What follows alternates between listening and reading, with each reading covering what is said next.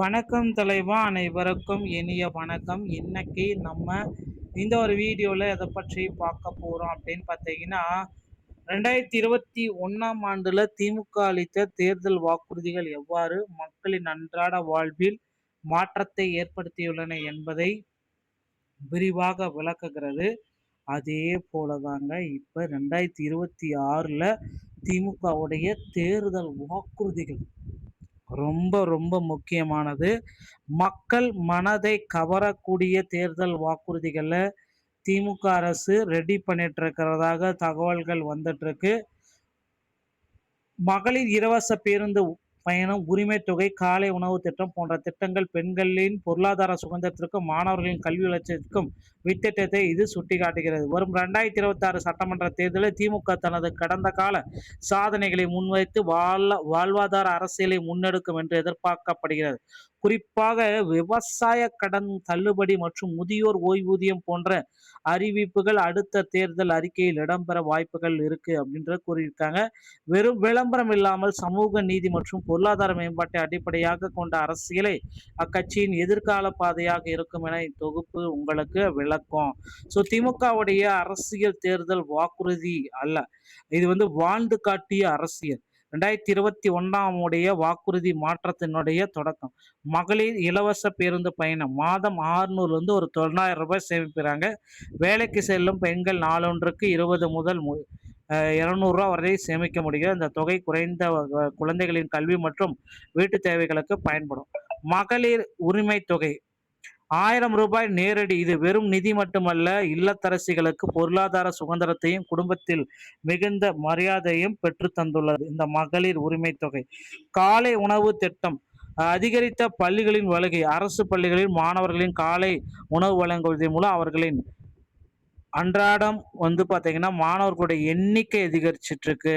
So கற்றல் திறன் மேம்பாட்டோடும் பள்ளிக்கு மாணவர்களின் எண்ணிக்கையும் கணிசமாக உயர்ந்துள்ளது. பசி நீங்கி சமூக பாதுகாப்பு மற்றும் கல்வி மேம்பாடு.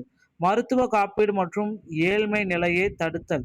அறுவை சிகிச்சைக்காக 2 முதல் 3 லட்சம் செலவுகள் காப்பீடு ஏற்பட நடுத்தர குடும்பங்கள் நன்மைப்படும் வகையில் இந்த இது பாதுகாக்கப்பட்டது. உயர்கல்வி மற்றும் தொழில்நுட்பம். இலவச மடிக்கணினி. இலவச இறுதியாண்டு கல்லூரி மாணவர்களுக்கு மடிக்கணினி வழங்கும் அவர்களுடைய திறன் மற்றும் வேலைவாய்ப்பை உறுதி செய்ய மேம்படுத்துகிறது. சமூக நீதி மற்றும் தடையற்ற கல்வி. ஸ்மார்ட் வகுப்பறைகள் மற்றும் கல்வி உபகரணங்கள் மூலம் கிராமப்புற மாணவர்களின் தனியார் பள்ளிக்கு இணையாக போட்டியிடும் அளவுக்கு சூழ்நிலை இறந்திருக்கு அப்படின்றத குறிப்பிட்டிருக்காங்க. 2026 எதிர்கால பார்வை. சாத்தியமான வாக்குறுதிகள் அப்படின்னு நம்ம பார்க்குறப்ப முதியோர் மற்றும் கைம்பெண் ஓய்வூதிய உயர்வு. மூத்த குடி மக்கள் மற்றும் ஆதரவற்ற பெண்கள், படித்தவர்கள் இன்றி எல்லாருக்குமே பார்த்தீங்கன்னா ஓய்வூதியத்துடைய திட்டத்தை தொடங்குறாங்க. மகளிர் சுய உதவி குழுக்களுடைய கடன்கள் முழுமா தள்ளுபடி பண்ண போறாங்க. விவசாயம் மற்றும் நகர்ப்புற நலன். கூட்டுறவு வங்கி மற்றும் விவசாய கடன் நகர்ப்புற நடுத்தர மக்களுக்கு விரிவான வசதிகளை சென்றைய புதிய திட்டங்கள் அமல்படுத்த போறாங்க. ஸோ அரசினுடைய திட்டத்தை ஒப்பிட்டு பார்க்குறப்ப திமுக தனித்துவத்தில் இருக்கு. அடையாள அரசியல் அப்படின்றத இது சொல்லலாம். வாழ்வாதார அரசியல். திமுக கடந்த வாரம் சாதனைகளையே அவங்க முன்வைக்கிறாங்க. சொன்னதை செய்தோம், இனி அடுத்ததை செய்வோம். ஓகேங்களா. 2026 வாக்குறுதிகளில் குறிப்பிட்ட மாதிரி 2026 வாக்குறுதிகள் வர இருக்கு. இந்த வாக்குறுதிகளில் மிக மிக முக்கியமானது மாணவர்களுக்கு இலவச சைக்கிள் திட்டம் தொடர்ந்து வழங்கப்படும். அதே போல இலவச மின்சார சைக்கிளை கொடுக்குற அளவுக்கு பார்த்தீங்கன்னா தற்சமயம் பேச்சுவார்த்தைகள் போயிட்டு இருக்கு. ஸோ அதுவும் பார்த்தீங்கன்னா கொடுக்க போறாங்க. இல்லம் தோறும் குளிர்சாதன பெட்டிகளும் கொடுக்க போறதா தகவல்கள் வந்திருக்கு. ஸோ அதுவும் பார்த்தீங்கன்னா திமுகவுடைய தேர்தல் வாக்குறுதிகள் இடம்பெறும். ஸோ மகளிர் உரிமை தொகை பார்த்தீங்கன்னா கிட்டத்தட்ட 2500 வரை உயர்த்த போறாங்க. அது பார்த்தீங்கன்னா குறிப்பிட்டு சொல்றாங்க. அடுத்து தேர்தல் வாக்குறுதிகள்ல ஸ்டார் வாக்குறுதி அப்படின்னு பார்த்தா அரசு மகளிருக்கு அனைத்து பேருந்துகள்லையுமே இலவசம்.